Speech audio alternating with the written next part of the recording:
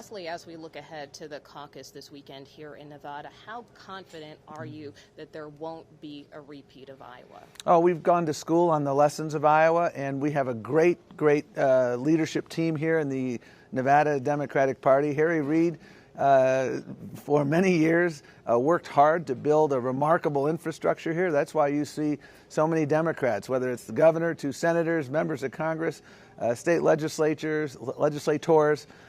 There is a remarkably deep bench. We have been proud to help the Nevada Democratic Party. Our goal is to make sure we have a successful caucus. We have made it as low-tech as humanly possible while still preserving efficiency. We're not using any sort of app like was used in Iowa.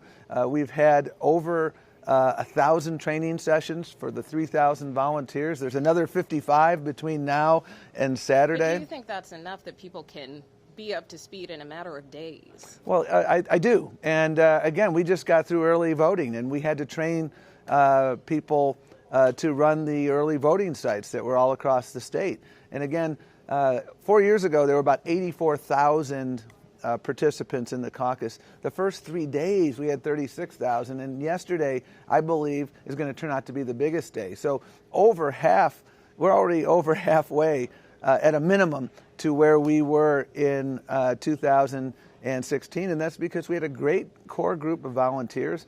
Again, we have 3,000 volunteers ready to go, and we continue literally today and tomorrow and Friday training more people. Anyone who doesn't feel 100% confident, we're going to work to make sure they are 100% confident, because Saturday is about, I want Saturday to be about the candidates and not the process. Finally, just with respect to Iowa, do you take responsibility for what happened? It seems there's still a lot of finger pointing. And secondly, I know you said that process has to be reevaluated as to whether or not they should even go first. So where does that conversation stand? Sure. The 2 questions you asked there. And while the Iowa Democratic Party runs the Iowa caucus, we work together with them. We have a partnership with state parties. The finger at you. Well, you know what? We're all moving forward, and we're learning those lessons, and we're taking those lessons and making sure that we are going to school here. And I'm confident that we will go to school here. And then your second question, you know, our number 1 goal right now is to focus on defeating Donald Trump. We must, once we complete that successful mission, then we have to have a conversation, and we do at the end of every cycle have a conversation about what needs to change in the future. For this cycle, we dramatically changed the superdelegate rules to return power to the grassroots.